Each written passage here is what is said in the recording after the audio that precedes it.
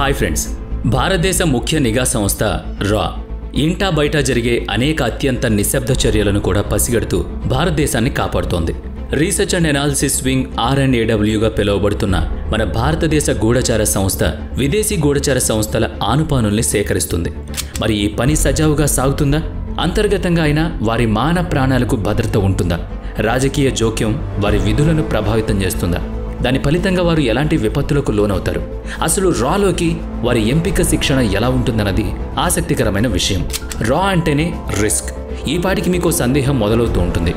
రా పనులు బయట వాళ్లకు తెలియకుండానే జరుగుతాయి కదా, కేవలం వాటి ఫలితాలను మాత్రమే మనం చూస్తాం కదా. అటువంటప్పుడు రా గురించిన సమాచారం సాధారణంగా ప్రజలకు తెలిసేలా బయటకు ఎలా వస్తుంది అని అనుకోవడం సహజమే. రాలో వివిధ హోదాల్లో పనిచేసి విశ్రాంత జీవితంలోకి వచ్చేసిన వారిలో కొందరు తమ అనుభవాలను పుస్తకాలు, వివిధ వ్యాసాలుగా సమయ సందర్భాలను బట్టి పత్రికలతో పంచుకోవడం ద్వారా చేస్తూ ఉంటారు. అవి కూడా రా పట్ల మనకు ఒక అభిప్రాయాన్ని కలిగిస్తాయి. ఈ అన్నిటినీ క్రోడీకరించి మన దేశ భద్రత విషయంలో, అది దేశం లోపల కావచ్చు, వెలుపల కావచ్చు, పరిశోధన విశ్లేషణ విభాగం చేస్తున్న విశ్వసనీయ కృషిని వీలైనంత విపులంగా తెలుసుకునే ప్రయత్నం చేద్దాం. బ్రిటిష్ వలస పాలన సమయంలో నేటి మధ్యప్రదేశ్లో జబల్పూర్ ప్రాంతం అడవుల్లో దోపిడీ దొంగలు స్వైర విహారం చేసేవారు. వాళ్ళని అరికట్టడం కోసం థగ్గీ అండ్ డెకాయిడ్ డిపార్ట్మెంట్ పేరుతో ఒక విభాగాన్ని ఏర్పాటు చేశారు. తర్వాత ఏర్పాటైన R&AWకి పునాది ఆ విభాగమే. బ్రిటిష్ ప్రభుత్వం ఏర్పాటు చేసిన ఆ నిఘా విభాగం ఆ ప్రాంత సమాచారాన్ని సేకరించి పై అధికారులకు చేరవేసేది. రహస్య సమాచారాన్ని సేకరించేందుకు అధికారుల్ని ఆ దోపిడీ దొంగలతో కలిసిపోమని చెప్పేవారు. ఆ తర్వాత కొద్ది కాలానికే ఆ ప్రాంతంలో దొంగలు పట్టుబడ్డారు. దోపిడీలు నిలిచిపోయాయి. ఆ సత్ఫలితాన్ని గమనించిన ఆంగ్లేయ వలస పాలకులకు ఒక ఆలోచన వచ్చింది. భారతదేశంలో తమకు వ్యతిరేకంగా పోరాడుతున్న స్వాతంత్ర సమరయోధుల కార్యకలాపాల ఆచూకీ కోసం కూడా ఒక రహస్య కార్యకలాపాల నిఘా సంస్థను ఏర్పాటు చేయాలని భావించి 1887 డిసెంబర్లో సెంట్రల్ స్పెషల్ బ్రాంచ్ పేరిట ఒక విభాగాన్ని ఏర్పాటు చేశారు. థగ్గీ డెకాయిట్ విభాగంలో పనిచేసిన అధికారుల్ని ఈ CSBకి బదిలీ చేశారు. క్రిమినల్ కేసులను కూడా CSBకి అప్పగించారు. అలా ఏర్పాటైన విభాగానికి 1904లో సెంట్రల్ క్రిమినల్ ఇంటెలిజెన్స్ డిపార్ట్మెంట్ అని పేరు పెట్టారు. 1920లో దాన్ని ఇంటెలిజెన్స్ బ్యూరో IBగా మార్చారు. ఇంటెలిజెన్స్ కార్యకలాపాల ప్రాముఖ్యత గురించిన తర్వాత మిలిటరీ ఇంటెలిజెన్స్ విభాగాన్ని కూడా ఏర్పాటు చేశారు. 1947 ఆగస్టు 15న భారతదేశం స్వాతంత్రం సంపాదించుకుంది. అయితే భారత్ను వీడిపోతున్న బ్రిటిష్ వలస ప్రభుత్వకారులు IBలో ఉన్న అనేక రహస్య సమాచార పత్రాలను, నేరస్తుల సమాచారాన్ని చాలా వరకు తగలబెట్టిపోయారు. చాలా దస్తావేజులు తమతోనే తీసుకువెళ్లారు. ఇంటెలిజెన్స్ బ్యూరో విభాగాన్ని భారత్కు, మిలిటరీ ఇంటెలిజెన్స్ విభాగాన్ని పాక్కు అప్పగించిపోయారు. దేశ విభజనకు తోడు కీలక సమాచారాన్ని, ఆయా విభాగాల మానవ వనరుల్ని కూడా విభజించడంతో భారత ఇంటెలిజెన్స్ బ్యూరోలో సుశిక్షితులైన సిబ్బందికి కొరత ఏర్పడింది. స్వతంత్ర భారత రహస్య సమాచార విభాగం IB ప్రథమ సంచాలకులైన TG సంజీవి పిళ్ళై ఒక ఆలోచన చేసి బ్రిటిష్ వారి ఇంటెలిజెన్స్ ఏజెన్సీ MI5 తరహాలో IBని నడిపించారు. బ్రిటిష్ వలస పాలకులు భారతదేశంలో తమ ప్రభుత్వానికి అవసరమైన సమాచార సేకరణ కోసమే IBని ఉపయోగించుకున్నారు. కానీ స్వతంత్ర భారతదేశంలో 1951 నాటి హిమ్మత్ సింగ్ కమిటీ సిఫారసుల మేరకు IBకి దేశ అంతర్గత బాహ్య నిఘా వ్యవహారాలను చూసే బాధ్యతలను అప్పగించారు. అయితే కాలం గడిచే కొద్దీ IB పరిధి కుదించి దేశ అంతర్గత విషయాలను మాత్రమే పరిశీలించే విధుల్ని అప్పగించారు. దేశం బయట నిఘా పనుల కోసం R&AWని ఏర్పాటు చేశారు. దానికి ఒక కారణం ఉందనుకోండి. 1954లో చైనా దేశం తయారు చేసుకున్న ఆ దేశ భౌగోళిక చిత్రపటాల్లో భారత్కు చెందిన 1,20,000 చదరపు కిలోమీటర్ల సరిహద్దును తనదిగా చూపుకుంది. తద్వారా దాని పొరపాటుగా చెప్పుకుంది. అసలు విషయం వేరే ఉంది. ఆ ప్రాంతాన్ని తాను హస్తగతం చేసుకునేందుకు తగిన సమయం కోసం చైనా వేచి ఉంది. 1962 అక్టోబర్ 28న చైనా భారత భూభాగంలోకి చొరబడి ఆక్రమించుకోసాగింది. యుద్ధంలో భారత్ ఓడిపోయింది. IB అధికారులు చైనా వారి దురాక్రమణను కొంచెంగా కూడా పసిగట్టలేకపోయారు. ఆనాటి యుద్ధంలో భారత్ తన వైమానిక దళాన్ని ఉపయోగించలేదు. అలా చేస్తే చైనా కూడా తన వైమానిక దళాన్ని యుద్ధరంగంలోకి దింపుతుందేమో, అప్పుడు మనకు మరింత నష్టం జరుగుతుందేమో అని భారత నాయకత్వం సంకోచించింది. అసలు చైనా మనపై టిబెట్ భూభాగం నుంచి పోరుకు దిగింది. అక్కడ దానికి సరైన ఎయిర్ బేస్ లేదు. అది మన భారత్కు అనుకూలమై ఉండేది. అయితే ఆ విషయం కూడా IBకి తెలియలేదు. 1962 నాటి వైఫల్యాలను గమనించిన తర్వాత IBని బలోపేతం చేసే చర్యలు చేపట్టి సాంకేతికతను దన్నుగా నిలిపారు. ఏవియేషన్ రీసెర్చ్ సెంటర్ను ఏర్పాటు చేశారు. భారత్ చైనా సరిహద్దుపై ఎక్కువ దృష్టి పెట్టేలా వ్యూహం రచించారు. అంత చేసిన 1965లో మన దేశంపై పాకిస్తాన్ చేసిన దాడిని ఐబీ అధికారులు ముందస్తుగా పసిగట్టలేకపోయారు. నిఘా వ్యవస్థలు చురుగ్గా లేకపోతే శత్రుదేశం పన్నాగాలు పసిగట్టగలగడం అసంభవం అవుతుంది. అది స్వదేశీ సార్వభౌమత్వానికే పెను సవాలు.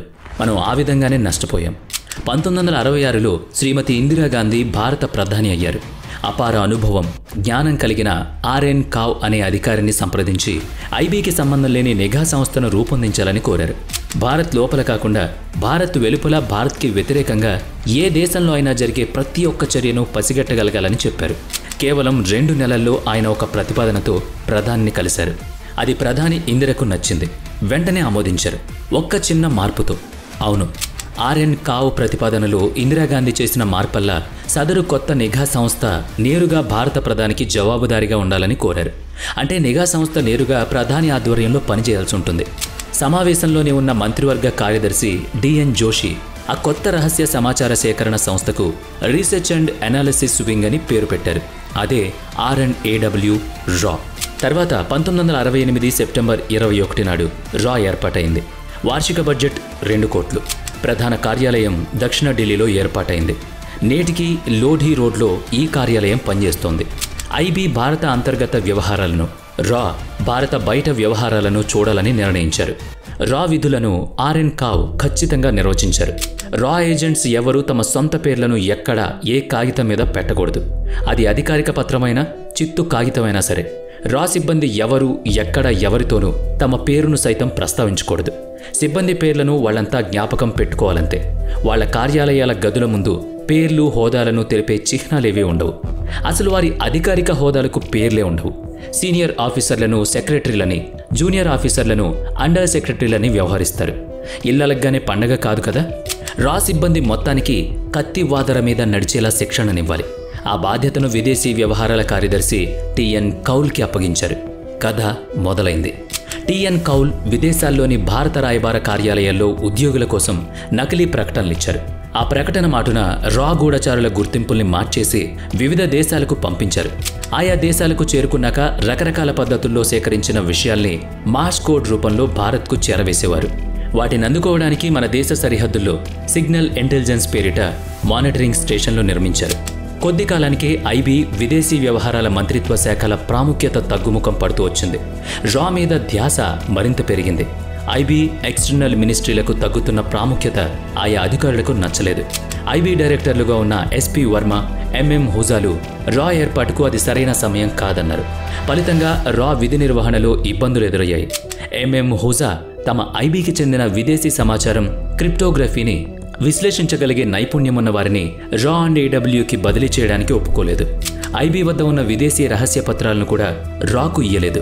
కనీసం ఐబీలో ఒకప్పుడు పనిచేసిన చక్కని మేధ, సమర్థత కలిగిన అధికారుల వివరాలను ఇవ్వడానికి కూడా అంగీకరించలేదు. దాంతోపాటుగా రా గూఢచారుల విదేశీ ప్రయాణాలకు అయ్యే ఖర్చులు తదితరాలు కేబినెట్ సెక్రటేరియట్ విభాగం ఆమోదించాల్సి ఉంటుంది. అందుకు చాలా సమయం పట్టేది.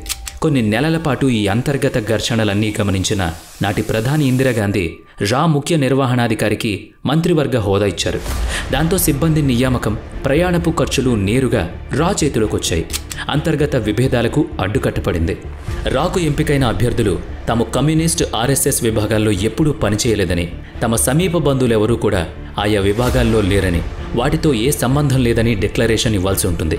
అటల్ బిహారీ వాజ్పేయి ప్రధానిగా ఉన్నప్పుడు, ఎల్కే అద్వానీ హోంమంత్రిగా ఉన్నప్పుడు సైతం ఆ విషయాన్ని పాటించారు. అంతే ఇదిగా ఆ నియమాలను నేటికి పాటిస్తున్నారు. రా ఏర్పాటైన దాదాపు 9 నెలల తర్వాత మొదటిసారిగా పాకిస్తాన్లో ఆపరేషన్ చేపట్టారు. రా ఏజెంట్ ఆ దేశంలో ప్రవేశించాడు. అతని వ్యవహార నామం కశ్మీరీ బేడీ. అసలు పేరు ఏంటో ఈ రోజుకి ఎవ్వరికీ తెలియదు. పంజాబ్కు చెందిన అతని కుటుంబ నేపథ్యం మొత్తం పరిశీలించాకనే అతని నియామకం జరిగింది.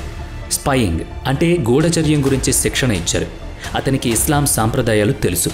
పంజాబీ, ఉర్దూ భాషలో వచ్చు.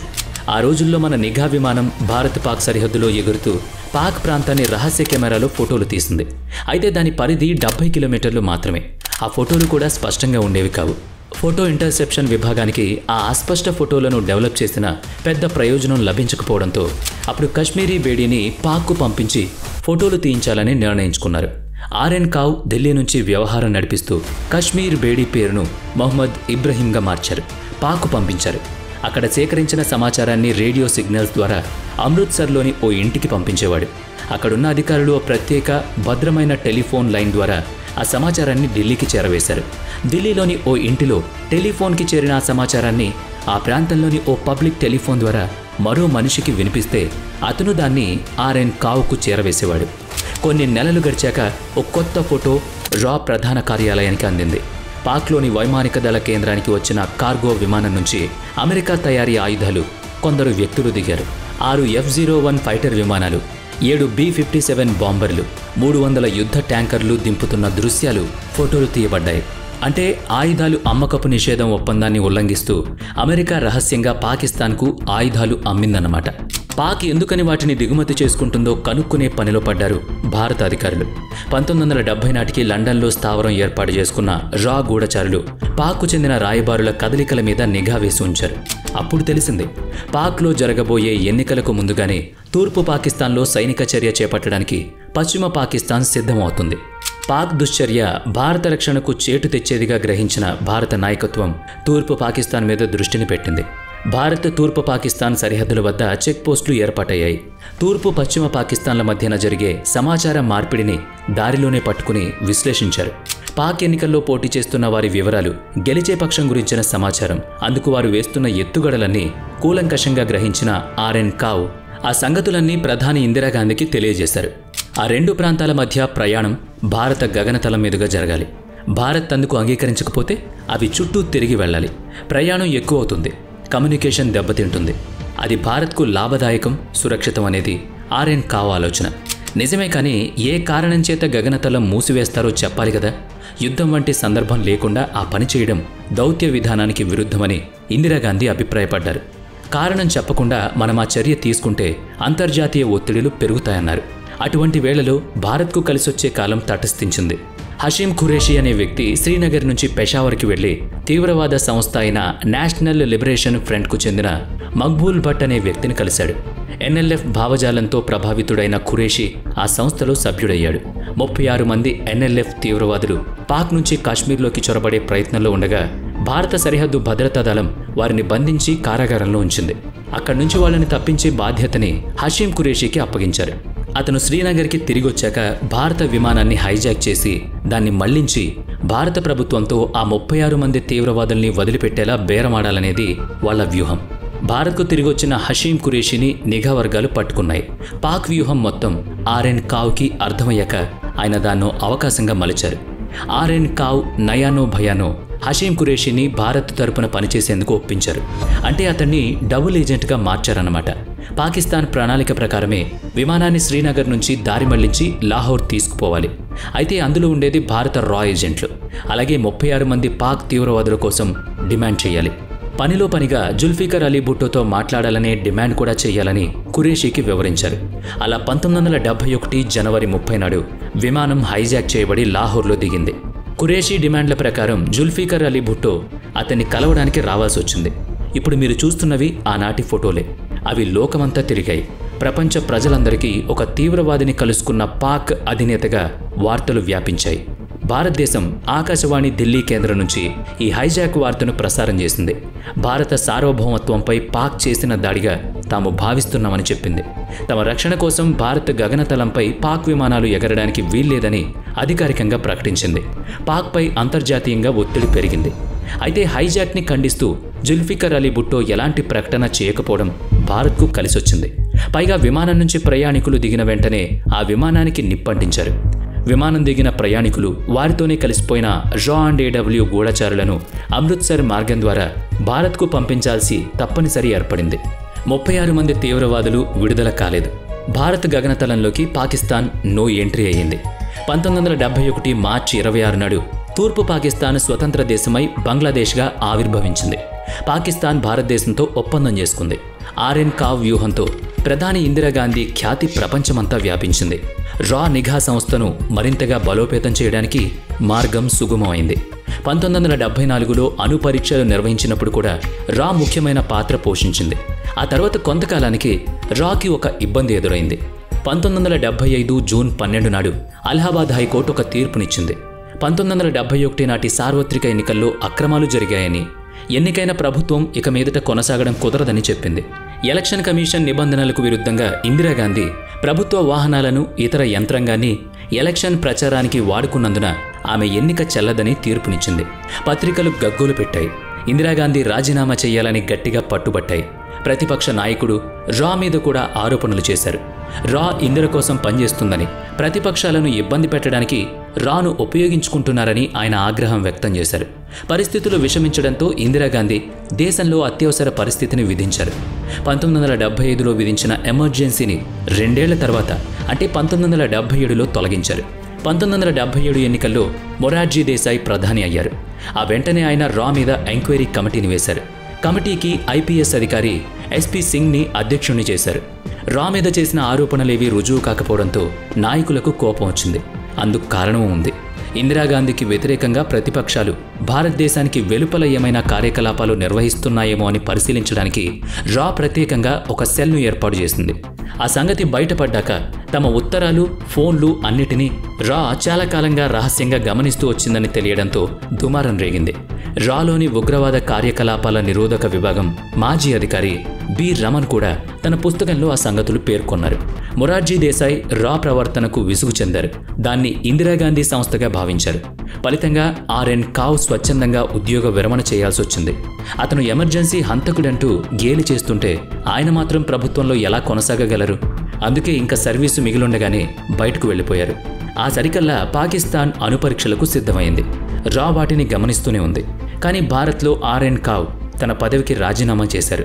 ప్రధానమంత్రి కార్యాలయం రా అధికారులకు, సిబ్బందికి కొరత చేయడం మొదలుపెట్టింది. దేశం బయట నిఘాను నిలిపివేసింది. రాలో ఉద్యోగాలు కోల్పోయిన వారు అసహనం చెంది ప్రభుత్వంపై కోపంతో పత్రికలకు ఇంటర్వ్యూలు ఇస్తూ బహిర్గతం చేయకూడని అంశాలను కూడా చెప్పేశారు. అందుకే intelligence organisation restriction of rights act 1985ని తయారు చేశారు. రా గానీ, ఐబీ గానీ, వేరే ఏ నిఘా విభాగం గానీ, దాంట్లో ఉండే సిబ్బంది గానీ బహిరంగంగా ఏం చెప్పినా అది క్రిమినల్ కేసు కింద చట్టం పరిగణిస్తుంది. సరే, ఇంతకీ మొరార్జీ దేశాయ్ సమయంలో ఏం జరిగిందో చూద్దాం. పాక్లో పనిచేస్తున్న రా గూఢచారులకు ఒక అనుమానం కలిగింది. రావల్పిండి సమీపంలోని ఖాన్ రీసెర్చ్ ల్యాబొరేటరీలోకి పాక్లోని పెద్ద పెద్ద శాస్త్రవేత్తలు రోజూ వెళ్లి రావడం గమనించారు. వాళ్లతో పాటుగా పాక్ సైనికాధికారులు కూడా వెళుతూ ఉండడం కనిపించింది. విషయం ఢిల్లీకి చేరవేయబడింది. పాక్ అణుపరీక్షలకు సిద్ధం అవుతుందేమోనని అనుమానం వ్యక్తమైంది. పరీక్షా కేంద్రంలోకి అనుభవం కలిగిన ఏజెంట్ని పంపించేందుకు తగినంత సమయం లేని కారణంగా పాక్లోనే ఉన్న రా ఏజెంట్స్ని అక్కడ శాస్త్రవేత్తల్ని ఏదోలా అనుసరిస్తూ వాళ్ళ నుంచి సమాచారం సేకరించమని ఆదేశించింది. వాళ్లలో ఒక శాస్త్రవేత్త తరచూ ఒక సెలూన్లో క్షౌరం చేయించుకోవడం గమనించిన రా ఏజెంట్ ఒకరు తాను అందులో ప్రవేశించి శాస్త్రవేత్త తాలూకు కత్తిరింపబడ్డ జుట్టుని సేకరించి భారత్కి పంపించాడు. ఆ వెంట్రుకల్లో అణుధార్మిక లక్షణాలు ఉండడం పరిశోధనల్లో బయటపడింది. పాక్ చేస్తున్న అణుపరీక్షల విషయం నిర్ధారణ అయింది. ఖాన్ రీసెర్చ్ ల్యాబొరేటరీ లోపల పనిచేస్తున్న ఒక శాస్త్రవేత్త $10,000 తన ప్రయోగాల తాలూకు బ్లూ ప్రింట్ని ఇవ్వడానికి సిద్ధమయ్యాడు. అయితే అంత డబ్బు ఇవ్వడానికి ప్రధాని ఆమోదం అవసరం. అయితే ప్రధాని మొరార్జీ దేశాయ్ ఆ ప్రతిపాదనను తిరస్కరించారు. అది పాక్ అంతర్గత విషయం. భారత్ కలుగు చేసుకుంటే అది మనకే చెడ్డ చేస్తుందని ఆయన అంగీకరించలేదు. ఆ సమయంలో రా ఇజ్రాయిల్ నిఘా విభాగం మొసాద్తో కలిసి పనిచేస్తోంది. రెండూ తమకు తెలిసిన సమాచారాలను పంచుకునేవి. పాక్ అణుప్రయోగాలు ఇజ్రాయిల్కు కూడా ప్రమాదకరమే. కనుక అది పాక్ ప్రయోగాల మీద దాడి చేయాలని భావించింది. ఇజ్రాయిల్ నుంచి పాక్ చాలా దూరం. భారత్ గాని తమ వాహనాలకు ఇంధనం సమకూరిస్తే పాక్ మీద దాడికి తమకు వీలు చిక్కుతుందని ఇజ్రాయెల్ కోరింది. మొరార్జీ అందుకు కూడా అంగీకరించలేదు. పాక్ మీద దాడి భారత భూభాగం నుంచి జరిగితే అది భారతదేశమే చేసినట్టుగా ఉంటుందని చెప్పి ఆయన ఆ అంశాన్ని త్రోసిపుచ్చారు. పాక్ అధ్యక్షుడు జనరల్ జియా ఉల్ హక్, భారత ప్రధాని మొరార్జీ దేశాయ్ల మధ్య సత్సంబంధాలున్నాయి. ఇరువురి మధ్య ఫోన్ సంభాషణలు నడిచేవి. ఏదో సందర్భంలో సంయమనం కోల్పోయిన మొరార్జీ గట్టిగా మాట్లాడుతూ పాక్ చేస్తున్న అణుపరీక్షల సన్నాహాలు తమకు తెలుసని, పాక్ చేస్తున్న ఆ పని సరికాదని జియా ఉల్ హక్తో అనేశారు. పాక్ అధ్యక్షుడికి నోట మాట రాలేదు. అంటే తమ వారెవరో విషయాన్ని బయటకు చెప్పారన్నమాట అని భావించి పాక్లో భారత్ గూఢచారుల ఉనికి కోసం వేట మొదలుపెట్టారు. ఆ వెతుకులాటలో రా ఏజెంట్లు ఎంతోమంది వీరమరణం పొందారు. పాక్ అణుపరీక్షలు ఆగిపోలేదు, కానీ ఆలస్యమయ్యాయి. వారి పనితీరు మార్చబడింది. పాక్ స్వలాభం కోసం భారత్తో సఖ్యత కొనసాగుతున్నట్టు నటిస్తూ మొరార్జీ దేశాయ్కి తమ దేశ అత్యున్నత గౌరవ పురస్కారమైన నిశాన్-ఏ-పాకిస్తాన్ని ప్రదానం చేసింది. దాన్ని స్వీకరించిన మొరార్జీని విమర్శించిన వాళ్ళు కూడా ఉన్నారు. 1980 జనవరి 14 నాటికి ఇందిరాగాంధీ మళ్ళా ప్రధానిగా ఎన్నికయ్యారు. రా కార్యకలాపాలు మునుపటిలా చురుగ్గా సాగడం మొదలైంది. నిపుణుల్ని, అత్యాధునిక సాంకేతికతను అందిస్తూ వచ్చారు. విదేశాల్లో శిక్షణ ఇప్పించారు. సైబర్ టెక్నాలజీ, డిజిటల్ గ్యాజెట్ని ఉపయోగించడం, నిఘా వేస్తూ సమాచారం సేకరించడం, స్వీయ రక్షణ, అలా చాలా విషయాల్లో నైపుణ్యం సంపాదించారు రా సిబ్బంది. అందుకు అవసరమైన నిధుల్ని కూడా సంపూర్ణంగా అందుబాటులో ఉంచారు. ఆ తర్వాత ఏడాది అంటే 1981లో ఆర్ఎన్ కావ్ని పిలిచి ప్రధానికి రక్షణ సలహాదారుగా నియమించారు. అది రాకు కూడా కలిసొచ్చే విషయమే. దేశ విభజన సమయంలో 70 కిలోమీటర్ల పొడవైన సియాచిన్ గ్లేసియర్ పర్వత ప్రాంతం విషయంలో వివాదం రేగింది. వాతావరణం అయితే అతి భయానకం, కానీ వ్యూహాత్మకంగా ఎంతో ప్రాధాన్యత కలిగిన ప్రాంతం అది. ఇరు దేశాలు ఆ ప్రాంతాన్ని తమదంటే తమదని చెప్పుకోసాగాయి. -50°C ఉష్ణోగ్రత, ప్రాణవాయువు కొరతతో అక్కడ మనుగడ సాగించడం అంటే సాధారణ విషయం కాదు. 1984లో రా చలవ వల్ల దశాబ్దాలుగా నలుగుతున్న వివాదం కొలిక్కొచ్చింది. అది ఎలాగో తప్పక తెలుసుకోవాలి. లండన్లోని రా ఏజెంట్లు తమ ప్రాంతంలో ఉన్న చలి ప్రాంతంలో ధరించే దుస్తులు తయారు చేసే ఒక వస్త్ర దుకాణం నుంచి పాక్ 150 మందికి వెచ్చని కోట్లు, ప్యాంట్స్, టెంట్స్, ఎత్తైన బూట్లు కొనుగోలు చేస్తున్నట్లు సమాచారం అందుకున్నారు. భారత అధికారులతో సంప్రదించాక పాక్ ఏదో వ్యూహం పన్నుతోందని, అది సియాచిన్ గ్లేసియర్కి సంబంధించిందై ఉండాలని భావించారు. అధికారుల ఆదేశాల మేరకు ఆ దుస్తుల సమాచారం, డెలివరీ డేట్ అన్నీ వస్త్ర దుకాణం నుంచి సేకరించిన రా ఏజెంట్స్ ఆ సమాచారం మొత్తాన్ని రా యొక్క కాశ్మీర్ వ్యవహారాల అధికారి విక్రమ్ సూద్కు అందించారు. ఆయన లెఫ్టినెంట్ జనరల్ ప్రేమ్ ఎన్ హూన్ని కలిసి ముందస్తు ఎత్తులు వేశారు. ఆ ప్రకారంగా సియాచిన్ గ్లేసియర్ శిఖరం మీద భారత జవాన్లను మోహరించడం మొదలుపెట్టారు. ముందే చెప్పుకున్నాం కదా, ఆ ప్రాంతం అసాధారణ పరిస్థితులతో ఉంటుందని. మన జవాన్లను పూర్తి స్థాయిలో సన్నద్ధం చేసి అక్కడకు పంపించడానికి ఎక్కువ సమయమే పట్టసాగింది.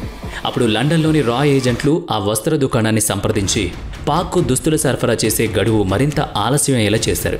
అంటే భారత సైన్యం సియాచిన్ను చేజిక్కించుకోవడానికి కావాల్సినంత సమయం ఉంటుందన్నమాట. 1984 ఏప్రిల్ 30 నాటికి గగన మార్గంలో 300 మంది భారతీయ జవాన్లు సియాచిన్ గ్లేసియర్ మీద దిగి మకాం వేశారు. అదిగో నాటి నుంచి నేటి వరకు అక్కడ భారత మువ్వన్నెల జెండా ఎగురుతూనే ఉంది. ఆ రోజు జరిగిన ఆపరేషన్కు ఆపరేషన్ మేఘ్దూత్ అని పేరు పెట్టారు. పాక్ సైన్యం అక్కడకు రావడానికి ముందే మన సైన్యం సియాచిన్ మీద మన పతాకాన్ని ఎగురవేయడంతో పాక్ అవాక్కైంది. రా పేరు ప్రఖ్యాతలు నేటికి పదిలంగా ఉన్నాయంటే ఆనాటి విజయమే కారణమని చెప్పుకోవచ్చు. నాటి నుండి కశ్మీర్ ప్రాంతంలో రా నిఘా ఎక్కువైంది. ఏవియేషన్ రీసెర్చ్ సెంటర్ ద్వారా పాక్ భూభాగంలో జరిగే కార్యకలాపాల్ని నిశితంగా గమనించసాగింది. అయినా రా చేసిన కొన్ని తప్పుల కారణంగా కార్గిల్లో మనం బాగా నష్టపోయాం.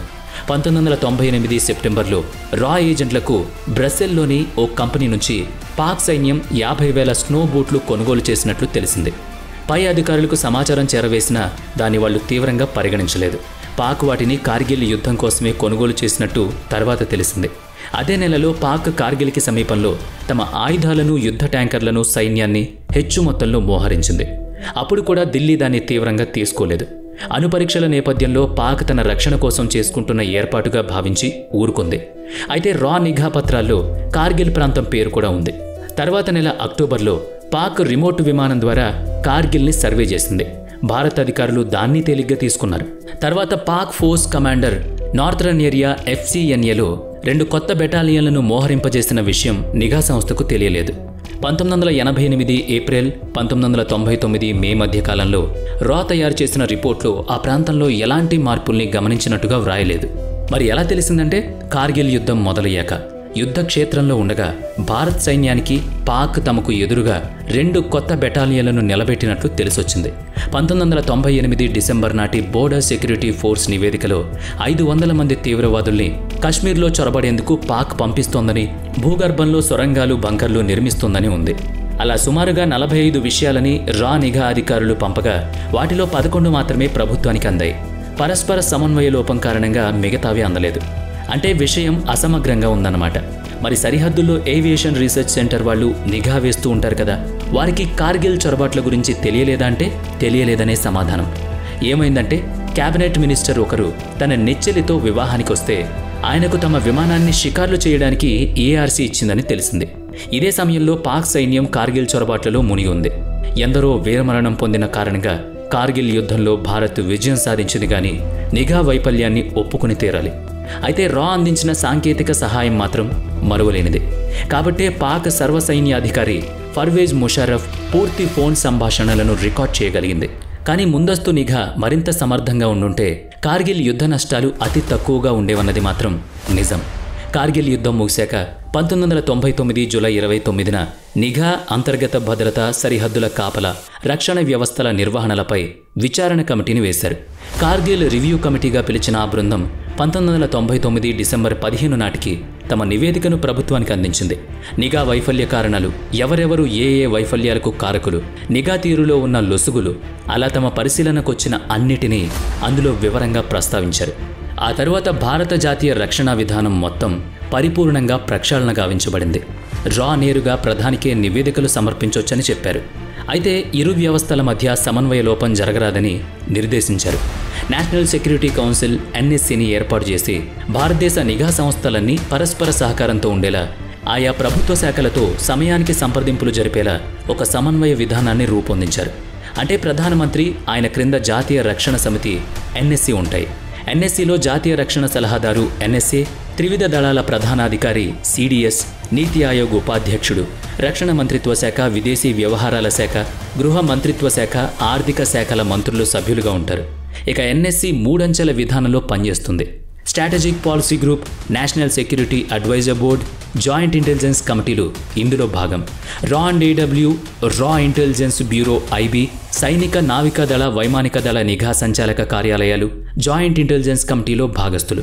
వీళ్లంతా అందించే సమాచారం వర్గీకరించబడి నేషనల్ సెక్యూరిటీ అడ్వైజర్ బోర్డ్ NSABకి అందజేయబడితే అది రక్షణ నిపుణులచే విశ్లేషించబడ్డాక ఆ సమాచారం మొత్తం స్ట్రాటజిక్ పాలసీ గ్రూప్ SPGకి అందబడుతుంది.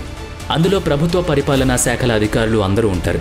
వాళ్ళు తగిన వ్యూహాలను రూపొందించి NSGకి అందిస్తారు. NSGకి అందించిన నివేదికపై ప్రధానితో చర్చించాక ఆయన అనుమతితో చర్యలు తీసుకోబడతాయి. NSC బృందంలోని జాతీయ రక్షణ సలహాదారుగా ప్రస్తుతం అజిత్ దోవల్ ఉన్నారు. ఆయన NSC, SPG, NSABలు మూడింటిలోనూ సభ్యుడు.